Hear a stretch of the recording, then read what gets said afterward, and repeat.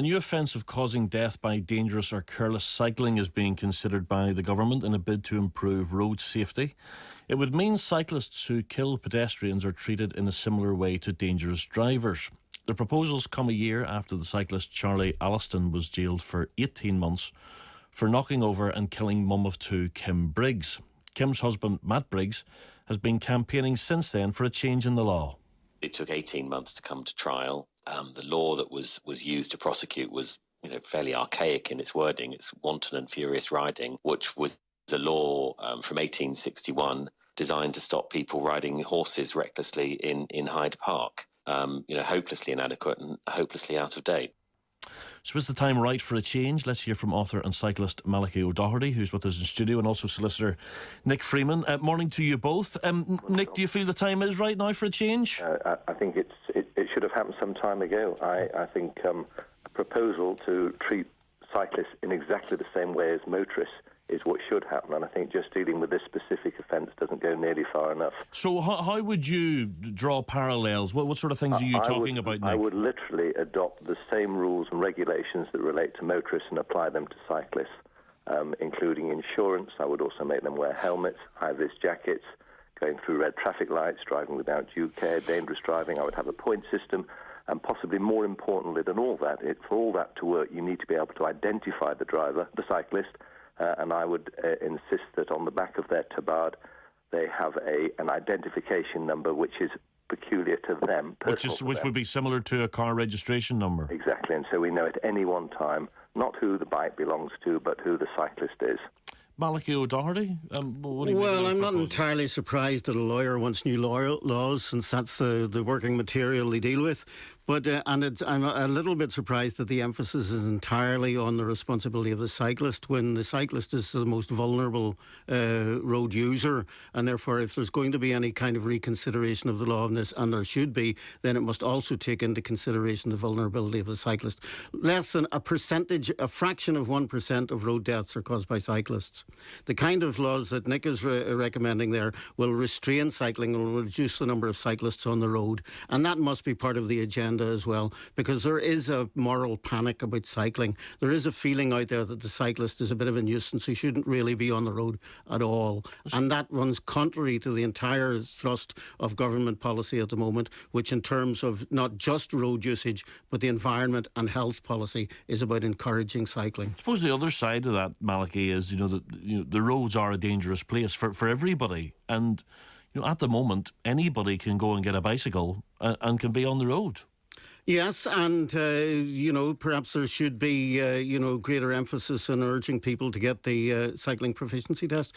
We have a highway code. Would you make it mandatory? I would be careful about what I would make mandatory. And, that is entirely within the spirit of the highway code, which has many, many suggestion, advice rules. Should do, ought to do this, and a few musts as well, which are the actual legislation.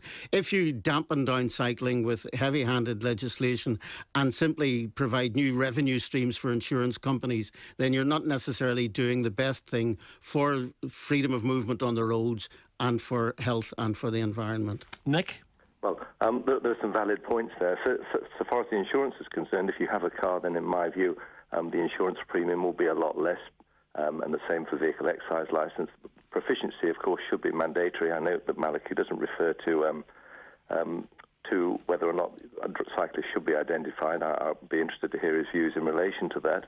And I have, in fact, prepared a charter that I sent to the government last week, advising them that motorists should be advised and it should be part of their test so that they learn how to overtake cyclists.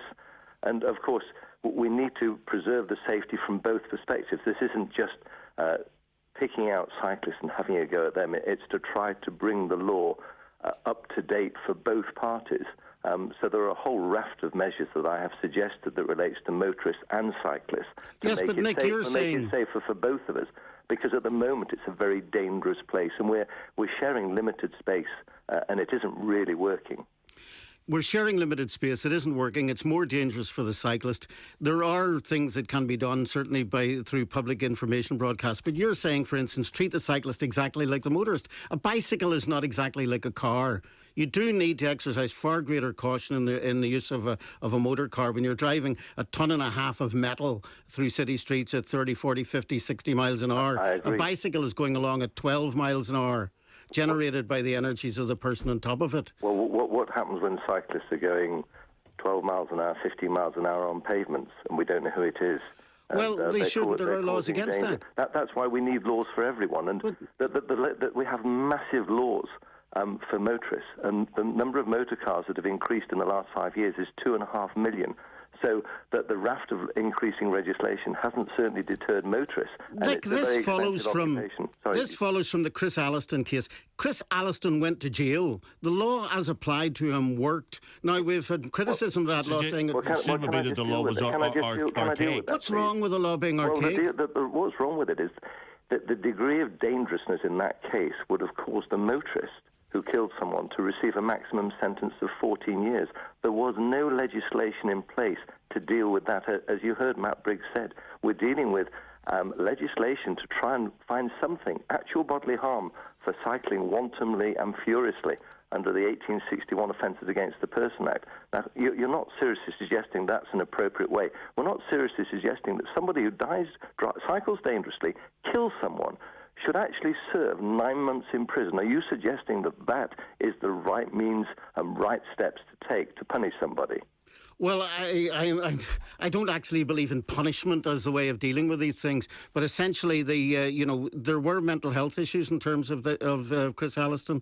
There were other considerations involved, and it's very likely that. But briefly, I think the point is that should the sentence available be the same for a motorist and a cyclist who would cause both cause death. In my view, it should. I just want to get Malachy 30 seconds in this, then we'll have to wrap it up. I think certainly if reckless cycling causes death, then I do think that's a very, very serious matter. I think cyclists want to be responsible road users. Most of them are, but I am wary of a kind of moral panic out there, which is driving an oppression of cyclists and a restraint on cycling, which is basically just to the advantage of the motorist. Okay. It's the cyclist who's most vulnerable out there. Let the law reflect that. We're out of time. Thanks to Malachy O'Doherty and also to Nick Freeman.